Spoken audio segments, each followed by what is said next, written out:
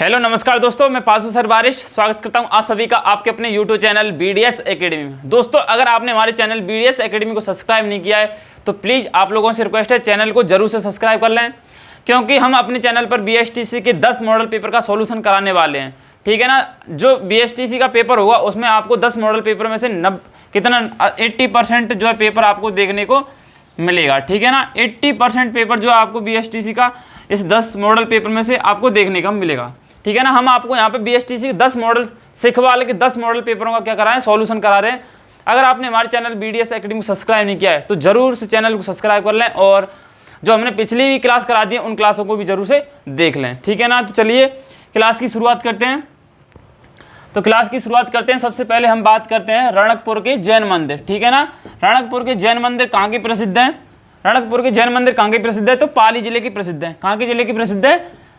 कहाँ के प्रसिद्ध है? तो राजस्थान के पाली जिले के आपके रणकपुर के जैन मंदिर प्रसिद्ध है। ठीक है ना। रणकपुर के जैन मंदिर राजस्थान के पाली जिले के प्रसिद्ध है। ठीक है ना। अब बात करते हैं कि ये रणकपुर के जैन मंदिर किस नदी पर बने हुए? तो मनथाई नदी पर। ठीक है ना। रणकपुर के जैन मंदिर पाली जिले में मनथाई नदी पर बने हुए हैं। और इस जैन मंदिर में इस जैन मंदिर में कितने खम्भे हैं? तो 1444। कितने खम्भे हैं? 1444 खम्भे हैं। इन खम्भों की विशेषता ये है कि ये प्रत्येक खम्भे एक दूसरे से भिन्नता रखते हैं। ठीक है ना। 1444 जो खम्भे लगे हुए हैं रणकपुर के जैन मंदिर में, ये 1444 खम्भे जो हैं आपके एक दूसरे से क्या रखते हैं? भिन्नता। ठीक है ना। भिन्नता रखते हैं। मतलब की बात यह है कि कोई सा भी खम्भा एक दूसरे के समान नहीं है। ठीक है ना। और किस नदी पर बना हुआ है रणकपुर के जैन मंदिर? तो मनथाई नदी पर बने हुए हैं। कहाँ पर? पाली जिले में। ठीक है ना। प्रत्येक खम्भा जो आपका अलग है। ठीक है ना। एक दूसरे के समान नहीं है। उसके बाद हम बात करते हैं आपके इसके निर्माण। रणकपुर का जो जैन मंदिर का निर्माण कराया था, रणकपुर के जैन मंदिर का निर्माण किसने कराया था? तो रणकपुर के जैन मंदिर का निर्माण राणा कुंभा के एक मंत्री था। राणा कुंभा का एक मंत्री था। कौन सा? जैन श्रावक धरणक शाह। ठीक है ना। राणा कुंभा का एक मंत्री था जैन श्रावक धरणक शाह द्वारा। ठीक है ना। जैन श्रावक धरणक शाह द्वारा शिल्पी मंडन के सहयोग से। राणा कुंभा का एक मंत्री था जैन श्रावक धरणक शाह। ठीक है ना। इसके द्वारा शिल्पी मंडन के सहयोग से। ठीक है ना। शिल्पी मंडन के सहयोग से इसका निर्माण कार्य जो है, रणकपुर के जैन मंदिर का निर्माण कार्य जो है राणा कुंभा के मंत्री जैन श्रावक धरणक शाह के द्वारा शिल्पी मंडन के सहयोग से प्रारंभ किया गया था। ठीक है ना। यानी कि शिल्पी देपा के काल में इस मंदिर का क्या हुआ था? निर्माण पूर्ण हुआ था। शिल्पी मंडन के कार्यकाल में जैसे इस मंदिर का निर्माण कार्य प्रारंभ हुआ था, लेकिन पूर्ण किस में हुआ था? शिल्पी देपा के। ठीक है ना। शिल्पी देपा के कार्यकाल में इस मंदिर का निर्माण पूर्ण होता है। अब बात करते हैं जो जैन मंदिर है, रणकपुर के जो जैन मंदिर हैं वो किसको समर्पित हैं? जैन धर्म के प्रथम तीर्थंकर आदिनाथ को समर्पित है। ठीक है ना। किसको समर्पित है? जैन धर्म के प्रथम तीर्थंकर आदिनाथ को समर्पित है। ठीक है ना। तो ये बात आपको याद रखनी है। ठीक है ना। रणकपुर के जो जैन मंदिर हैं जैन धर्म के प्रथम तीर्थंकर आदिनाथ को समर्पित है। ठीक है ना। ये बात आपको याद रखनी है। उसके बाद में रणकपुर के जो जैन मंदिर है इसका उपनाम क्या है? ठीक है ना। उपनाम की बात करते हैं तो स्तंभों का वन। रणकपुर के जैन मंदिर का उपनामों की बात करते हैं तो क्या है? स्तंभों का वन कहते हैं इनको। ठीक है ना। स्तंभों के वन, त्रिलोक दीपक, क्या कहते हैं? स्तंभों के वन, त्रिलोक दीपक। उसके बाद में आपका चतुर्मुख जिन प्रसाद। ठीक है ना। रणकपुर के जैन मंदिर को क्या कहते हैं? स्तंभों का वन, त्रिलोक दीपक, उसके बाद में चतुर्मुख जिन प्रसाद कहते हैं। ठीक है ना। तो ये थे आपके रणकपुर के जैन मंदिर से संबंधित कुछ महत्वपूर्ण क्वेश्चन। ठीक है ना। रणकपुर के जैन मंदिर किस नदी पर बने हुए हैं? तो मनथाई नदी पर बने हुए हैं। और इसमें रणकपुर के जैन मंदिर में कितने खम्भे हैं? तो 1444 खम्भे हैं। प्रत्येक खम्भा एक दूसरे से भिन्नता रखता है। ठीक है ना। भिन्नता रखता है। और निर्माण कार्य की पूछे, इसके निर्माण कार्य तो राणा कुंभा का एक मंत्री था। कौन? धरणक शाह, जैन श्रावक धरणक शाह ने शिल्पी मंडन के सहयोग से इसका जो निर्माण कार्य प्रारंभ किया था, लेकिन शिल्पी देपा के काल में इसका निर्माण कार्य पूर्ण हुआ था। ठीक है ना। तो ये बात आपको याद रखनी है। और किसको समर्पित है? तो जैन धर्म के प्रथम तीर्थंकर आदिनाथ को समर्पित है। ठीक है ना। ये बात आपको याद रखनी है। रणकपुर के जैन मंदिरों से संबंधित। ठीक है ना। कहाँ पर है? पाली में। अब बात करते हैं हम यहाँ के, आपको उपनाम बता दिए, स्तंभा का वन, त्रिलोक दीपक, उसके बाद में चतुर्मुख जिन प्रसाद। ठीक है ना। अब बात करते हैं 1857 की क्रांति। 1857 की क्रांति या फिर 1857 का विद्रोह। 1857 की क्रांति के समय कितनी सैनिक छावनियाँ थीं? 1857 के समय कितनी सैनिक छावनियाँ थीं? तो कितनी थी? 6। ठीक है ना, 6 सैनिक छावनियाँ थी। कौन कौन सी? नसीराबाद। नसीराबाद कहाँ पे? आपकी राजस्थान के अजमेर जिले में। नसीराबाद, अजमेर, ब्यावर, अजमेर और देवली, टोंक। ठीक है ना, 6 सैनिक छावनी कौन कौन सी थी? नसीराबाद, ब्यावर, देवली, खैरवाड़ा और एरनपुरा और नीमच। ठीक है ना, नीमच जो आपकी नीमच कहाँ पे? नीमच जो सैनिक छावनी थी वो कहाँ पे थी? एमपी की मतलब मध्य प्रदेश में। ठीक है ना, कहाँ पे थी? एमपी मतलब मध्य प्रदेश में। ठीक है ना, नीमच जो छावनी थी वो कहाँ पे थी? एमपी मध्य प्रदेश में। लेकिन इसका जो मुख्यालय था वो कहाँ पर था? उदयपुर में।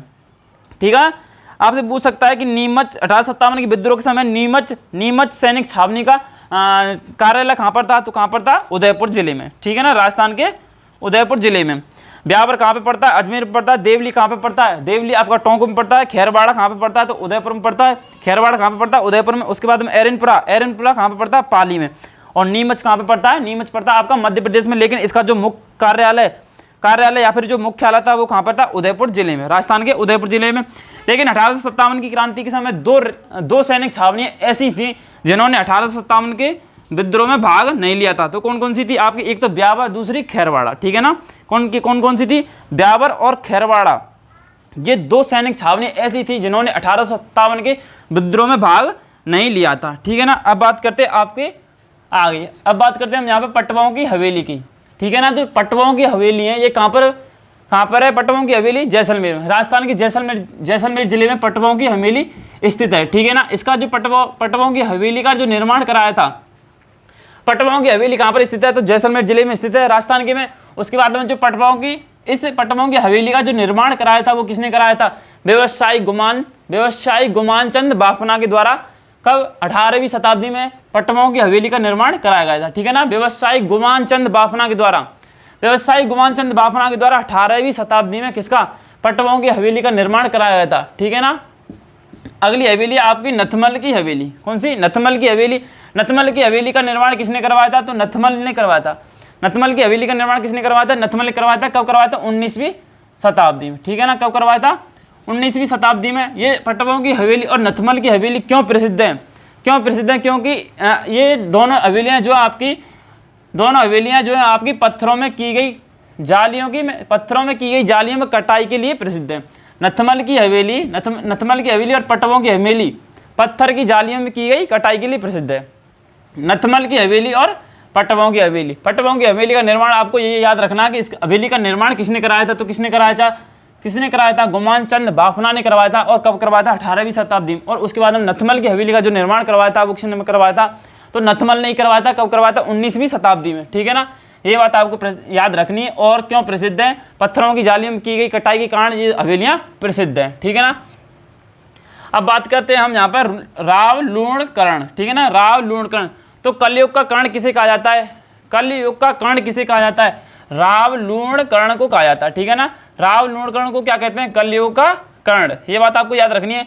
रावलूणकर्ण को क्या कहते हैं? कलयुग का कर्ण कहते हैं। रावलूणकर्ण को कलयुग का कर्ण किसने कहा है? तो बिट्ठू सूजा ने अपनी पुस्तक राव जैतसिरो छंद में। किसने? बिट्ठू सूजा ने अपनी पुस्तक एक ग्रंथ लिखा था राव जैतसिरो छंद। ठीक है ना, बिट्ठू सूजा ने एक ग्रंथ लिखा था राव जैतसिरो छंद। इस ग्रंथ में रावलूणकर्ण को किसने? बिट्ठू सूजा ने क्या कहा है? कलयुग का कर्ण कहा है। ठीक है ना, तो कल बाद में रावलूणकर्ण कहाँ का शासक था? तो बीकानेर का शासक था। ये बात आपको याद रखनी है। ठीक है ना, रावलूणकर्ण कहाँ का शासक था? बीकानेर का शासक था। रावलूणकर्ण को कलयुग का कर्ण कहते हैं। किसने कहा? बिट्ठू सूजा ने अपने ग्रंथ राव जैतसिरो छंद में। उसके बाद में राजपूताना कर्ण किसे कहते हैं? राजपूताना कर्ण किसे कहते हैं? तो राय सिंह को कहते हैं। राजपूताना कर्ण किसे कहते हैं? राय सिंह को राजपूताना कर्ण किसने कहा है? राय सिंह को राजपूताना का कर्ण किसने कहा है? तो मुंशी देवी प्रसाद ने। ठीक है ना, मुंशी देवी प्रसाद ने राय सिंह को राजपूताना का कर्ण कहा है। ये बात आपको याद रखनी है। कलयुग का कर्ण रावलूणकर्ण, राजपूताना कर्ण राय सिंह को राजपूताना कर्ण किसने कहा है? तो मुंशी देवी प्रसाद ने। ये बात आपको याद रखनी है। ठीक है ना, अब बात करते हैं हम यहाँ पे भाखड़ा नागल सिंचाई परियोजना की। किसकी? भाखड़ा नागल सिंचाई परियोजना की। तो ये परियोजना किससे? राजस्थान, पंजाब और हरियाणा से संबंधित। ठीक है ना, भाखड़ा नागल जो सिंचाई परियोजना है वो किससे संबंधित है? राजस्थान, पंजाब और हरियाणा से संबंधित है। भाखड़ा नागल सिंचाई परियोजना किस नदी पर बनी हुई है? तो सतलज नदी पर बनी हुई है। किस नदी पर? सतलज नदी पर बनी हुई है। सतलज नदी से संबंधित 13 जनवरी 1959 को, कब? 13 जनवरी 1959 को एक अंतर्राष्ट्रीय समझौता होता है। सतलज नदी से संबंधित 13 जनवरी 1959 को एक अंतर्राष्ट्रीय समझौता होता है। उस समझौते में राजस्थान को कितना 15.22% जल उपयोग करने के लिए क्या हिस्सा दिया जाता है, ठीक है ना।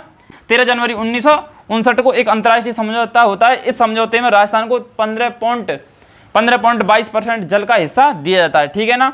उसके बाद में राजस्थान के हनुमानगढ़ जिले में, राजस्थान की जो हनुमानगढ़ भाखड़ा नागल जो सिंचाई परियोजना है, इस सिंचाई परियोजना से भाखड़ा नागल सिंचाई परियोजना से राजस्थान के किस जिले में सर्वाधिक सिंचाई की जाती है? तो किस में की जाती है? राजस्थान के हनुमानगढ़ जिले में की जाती है। कितना? 9.20 लाख, कितना? 9.20 लाख एकड़ भूमि को हनुमानगढ़ जिले में भाखड़ा नागल सिंचाई परियोजना से सिंचित किया जाता है, ठीक है ना। 9.20 लाख एकड़ भूमि को भाखड़ा नागल सिंचाई परियोजना से जो है आपका सिंचित किया जाता है, ठीक है ना। तो ये बात आपको याद रखनी है, ठीक है ना। अब बात करते हैं हम यहाँ पे आगे, लंपा लंपी किरण और बाकली क्या है, ठीक है ना। लंपा लंपी किरण और बाकली का संबंध किससे है? तो लंपा लंपी और किरण बाकली का संबंध किससे है? ये आपके गोटे के प्रकार है। क्या है? गोटे के प्रकार, ठीक है ना। लंपा लंपी किरण और बाकली का संबंध किससे है? किससे है? तो गोटे के प्रकार हैं, ठीक है ना। ये बात आपको याद रखनी है। अब बात करते हैं इधर गोटे से संबंधित कुछ क्वेश्चन होगी।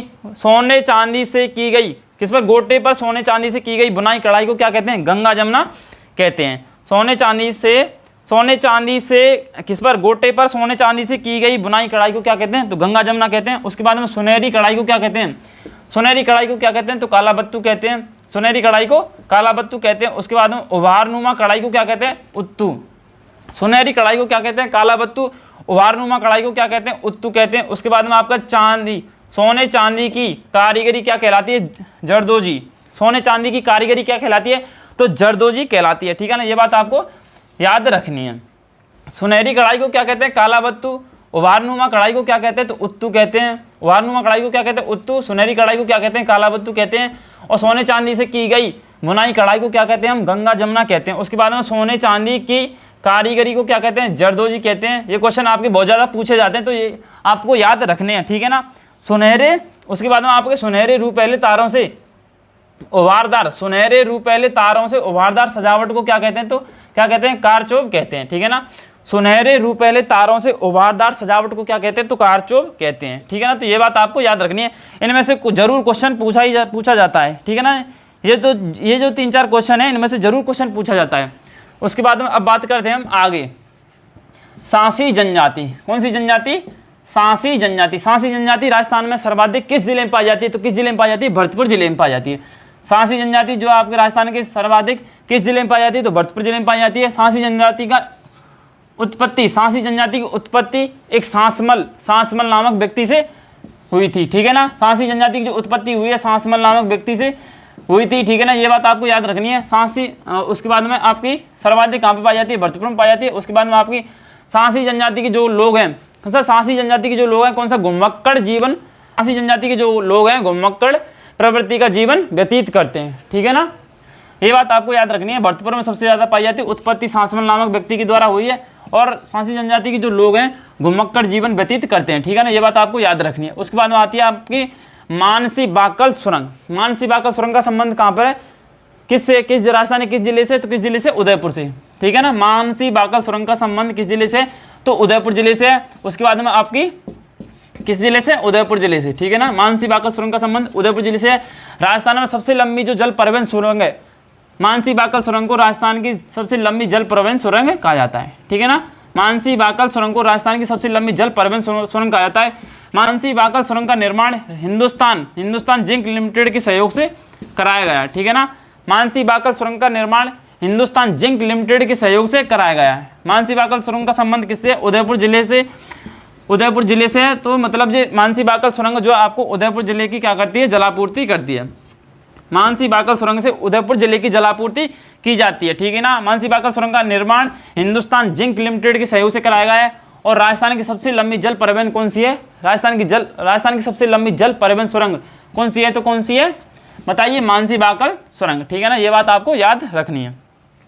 अब बात करते हैं इधर कायलाना, कौन से? कायलाना उम्मेद सागर बांध से किस जिले की जलापूर्ति की जाती है? तो कायलाना उम्मेद सागर बांध से किस जिले को जलापूर्ति की जाती है? तो जोधपुर जिले की जलापूर्ति की जाती है, ठीक है ना। कायलाना उम्मेद सागर बांध से जोधपुर जिले की जलापूर्ति की जाती है। उसके बाद में गढ़सीसर तालाब से जैसलमेर जिले की जलापूर्ति की जाती है, ठीक है ना। गढ़सीसर से जैसलमेर जिले की। कायलाना उम्मेद सागर तालाब से बांध से किससे? कायलाना उम्मेद सागर बांध से किस जिले की जलापूर्ति की जाती है? तो जोधपुर। गढ़सीसर से आपके जैसलमेर। उसके बाद में विजय सागर तेजारा बांध से किस जिले को? अलवर जिले की जलापूर्ति की जाती है, ठीक है ना। तो ये बात आपको याद रखनी है। उसके बाद में यहाँ पर बात करते हैं बांगड़ के गांधी किसे कहते हैं? तो भोगीलाल पांड्या को। ये क्वेश्चन जरूर पूछा जाता है कि बांगड़ के गांधी किसे कहते हैं? तो भोगीलाल पांड्या को। राजस्थान के गांधी किसे कहते हैं? तो गोकुलभाई भट्ट को। बांगड़ के गांधी भोगीलाल पांड्या, राजस्थान के गांधी गोकुलभाई भट्ट। उसके बाद हम चिड़ावा का गांधी किसे कहते हैं? तो मास्टर प्यारेलाल गुप्ता को। चिड़ावा का गांधी किसे कहते हैं? मास्टर प्यारेलाल गुप्ता को। उसके बाद हम बात करते हैं कि बहरूपिया को राजस्थान में फैलाने का जो काम किया था, या फिर जो प्रसिद्धि का काम किया था, बहरूपिया कला को राजस्थान में प्रसिद्धि का काम किसने किया था? तो जानकी लाल ने किया था। किसने किया था? जानकी लाल ने किया था। तो आगे बात करते हैं नौटंकी कहाँ की प्रसिद्ध है? नौटंकी भरतपुर जिले की प्रसिद्ध है। नौटंकी कहाँ की प्रसिद्ध है? तो भरतपुर जिले की प्रसिद्ध है। तेरह ताली नृत्य का संबंध किस लोक देवता से? तेरह ताली नृत्य का संबंध किस लोक देवता से? तो रामदेव जी से। किससे? रामदेव जी से। तेरह ताली नृत्य का उद्गम कहाँ पर हुआ था? तेरह ताली नृत्य का उद्गम तो पदराला गांव पाली में हुआ था। कहाँ पर? पदराला गांव पाली में हुआ था। उसके बाद में आपका अग्नि नृत्य का उद्गम कहाँ पर हुआ था? तो कतरिया सर कहाँ पर हुआ था? बीकानेर में, ठीक है ना। ये बात आपको याद रखनी है, बहुत ही मोस्ट इंपॉर्टेंट क्वेश्चन है, ठीक है ना। ये तो आप सभी को पता है कि पिंक सिटी किसे कहते हैं? राजस्थान की पिंक सिटी किसे कहते हैं? तो जयपुर जिले को राजस्थान की पिंक सिटी कहते हैं। लेकिन जयपुर जिले को राजस्थान की पिंक सिटी सबसे पहले किसने कहा था? तो श्री स्टैंडरी ने, ठीक है ना। श्री स्टैंडरी ने जयपुर को, किसको? जयपुर को पिंक सिटी कहा था। श्री स्टैंडरी ने एक पुस्तक लिखी थी the royal town of India. कौन सी? श्री स्टैंडरी ने एक पुस्तक लिखी थी the royal town of India. The royal town of India में, the royal town of India नामक पुस्तक में, अपनी इस पुस्तक में श्री स्टैंडरी ने किसको? जयपुर को पिंक सिटी के नाम से पुकारा था, ठीक है ना। उसके बाद में आता है आपका जयपुर को गुलाबी रंग से रंगवाने का जो काम किया था। किसको? जयपुर को गुलाबी रंग से रंगवाने का काम किया था, वो किसने किया था? राम सिंह द्वितीय ने, ठीक है ना। तो राम सिंह द्वितीय ने जयपुर को गुलाबी रंग से या फिर गेरुआ से, किससे? गेरुआ से रंगवाया था, ठीक है ना। तो ये बात आपको याद रखनी है। ये क्वेश्चन पूछा जाता है कि जयपुर को गुलाबी रंग से या फिर गेरुआ से रंगवाने का जो काम किया था, या फिर पुतवाने का जो काम किया था, वो किसने, किस शासक ने किया था? तो राम सिंह द्वितीय ने, ठीक है ना। The royal town of India, इस पुस्तक में जयपुर को पिंक सिटी के नाम से पुकारा गया है। The royal town of India, इस पुस्तक में जयपुर को पिंक सिटी के नाम से पुकारा गया है। और ये पुस्तक किसने लिखी थी? तो श्री स्टैंडरी ने ये पुस्तक लिखी थी। उसके बाद में आगे बात करते हैं राजस्थान का प्रथम गौ अभ्यारण्य कहाँ पर स्थापित किया जा रहा है? राजस्थान का प्रथम गौ अभ्यारण्य कहाँ पर स्थापित किया जा रहा है? तो कहाँ पर किया जा रहा है? अजमेर जिले में, ठीक है ना। अजमेर जिले में राजस्थान का प्रथम गौ अभ्यारण्य स्थापित किया जा रहा है। उसके बाद में आपका राष्ट्रीय कामधेनु विश्वविद्यालय कहाँ पर स्थित है? तो पथमेड़ा जालौर में, ठीक है ना। राष्ट्रीय कामधेनु विश्वविद्यालय कहाँ पर स्थित है? तो पथमेड़ा जालौर में स्थित है। उसके बाद में आपका राजस्थान का प्रथम गौमूत्र बैंक कहाँ पर स्थित है? तो सांचौर जालौर में, ठीक है ना। कहाँ पर है? सांचौर जालौर में। उसके बाद में राजस्थान का प्रथम सप्त गौ माता मंदिर कहाँ पर है? तो रेवासा सीकर में। कहाँ पे? रेवासा सीकर में। राजस्थान का प्रथम सप्त गौ माता मंदिर कहाँ पर स्थित है? रेवासा सीकर में। राजस्थान का प्रथम गौमूत्र बैंक कहाँ पर स्थित है? तो कहाँ पर स्थित है? सांचौर जालौर में। गौमूत्र बैंक कहाँ पर स्थित है? सांचौर जालौर में। उसके बाद में राष्ट्रीय कामधेनु विश्वविद्यालय कहाँ पर स्थित है? तो पथमेड़ा कहाँ पर स्थित है? जालौर में, ठीक है ना। उसके बाद में राजस्थान में जो सर्वाधिक गौवंश पाया जाता है वो कहाँ पर पाया जाता है? राजस्थान में सर्वाधिक गौवंश पाया जाता है वो कहाँ पर पाया जाता है? आपकी उदयपुर जिले में पाया जाता है। कहाँ पर? उदयपुर जिले में पाया जाता है। और अगर सबसे न्यूनतम की बात करें कि राजस्थान में सबसे न्यूनतम गौवंश कहाँ पर पाया जाता है, तो कहाँ पर पाया जाता है? आपके धौलपुर जिले में पाया जाता है। सबसे अधिक गौवंश उदयपुर जिले में पाया जाता है और न्यूनतम कहाँ पर पाया जाता है? धौलपुर जिले में। उसके बाद में आगे बात करते हैं कि राजस्थान राज्य पथ परिवहन निगम यानी RSRTC, ठीक है ना। RSRTC राजस्थान राज्य पथ परिवहन निगम की स्थापना कब हुई थी? तो 1 अक्टूबर 1964 को इसकी स्थापना होती है। RSRTC की स्थापना कब होती है? 1 अक्टूबर 1964 को, ठीक है ना। राजस्थान राज्य पथ परिवहन निगम की स्थापना कब होती है? 1 अक्टूबर 1964 को। उसके बाद में राजकीय बस सेवा की शुरुआत, राजकीय बस सेवा की शुरुआत कब हुई थी? तो राजकीय बस सेवा की शुरुआत कब हुई थी? तो 1952 में टोंक जिले से, ठीक है ना। राजकीय बस सेवा की शुरुआत कब हुई थी? 1952 में टोंक जिले से होती है। उसके बाद आपका राजस्थान राज्य ग्रामीण बस सेवा का उद्घाटन राजस्थान के किस जिले से होता है? राजस्थान राज्य ग्रामीण बस सेवा का उद्घाटन जो आपके किस जिले से होता है? तो उदयपुर जिले से, ठीक है ना। उदयपुर के बस स्टैंड से राजस्थान राज्य ग्रामीण बस सेवा का क्या होता है? उद्घाटन होता है। राजस्थान राज्य ग्रामीण बस सेवा का उद्घाटन किस जिले से होता है? तो उदयपुर के बस स्टैंड से, ठीक है ना। उसके बाद में आपको यहाँ पर राजस्थान में किसमें सर्वाधिक सड़कों का जो घनत्व पाया जाता है? राजस्थान में सर्वाधिक सड़कों से जुड़े हुए गांव, राजस्थान में सड़कों से सर्वाधिक जुड़े हुए गांव किस जिले में पाए जाते हैं? तो किस जिले में पाए जाते हैं? श्री गंगानगर जिले में, ठीक है ना। राजस्थान में सर्वाधिक सड़कों से जुड़े हुए गांव किस जिले में? श्री गंगानगर में। उसके बाद हम न्यूनतम गांव में, अगर न्यूनतम गांव की पूछा कि सड़कों से जुड़े हुए न्यूनतम गांव किस जिले में? तो किस जिले में? आपके सिरोही जिले में, ठीक है ना। सर्वाधिक, अगर सड़कों से सर्वाधिक जुड़े हुए गांवों की बात करें तो किस जिले में? श्री गंगानगर। अगर सब न्यूनतम की बात करें तो किस जिले में? सिरोही जिले में। उसके बाद में भारत में सर्वाधिक सड़कों का घनत्व किस राज्य में पाया जाता है? भारत में सड़कों का सर्वाधिक घनत्व किस राज्य में पाया जाता है? तो किस राज्य में पाया जाता है? केरल में, ठीक है ना। भारत में सर्वाधिक सड़कों का घनत्व किस राज्य में पाया जाता है? केरल में। अगर राजस्थान में सर्वाधिक सड़कों का घनत्व की बात करें, किसमें? राजस्थान में सर्वाधिक सड़कों का घनत्व किस जिले में पाया जाता है? तो किस जिले में पाया जाता है? दौसा और राजसमंद में, ठीक है ना। राजस्थान में सर्वाधिक सड़कों का घनत्व किस जिले में पाया जाता है? तो दौसा और राजसमंद में सर्वाधिक सड़कों का घनत्व पाया जाता है। उसके बाद में अगर भारत में न्यूनतम सड़कों का घनत्व की बात करें कि भारत में न्यूनतम सड़कों का घनत्व किस राज्य में? तो जम्मू कश्मीर में, ठीक है ना। किस राज्य में? जम्मू कश्मीर में। अगर राजस्थान में सड़कों के न्यूनतम घनत्व की बात करें, राजस्थान में सड़कों के न्यूनतम घनत्व की बात करें तो किस जिले में? जैसलमेर जिले में, ठीक है ना। उसके बाद में तो ये थी हमारी आज की क्लास। उम्मीद करते हैं आपको ये क्लास अच्छी लगी होगी। अगर वीडियो अच्छी लगी, क्लास अच्छी लगी हो तो वीडियो को लाइक करना और चैनल को जरूर से सब्सक्राइब करना।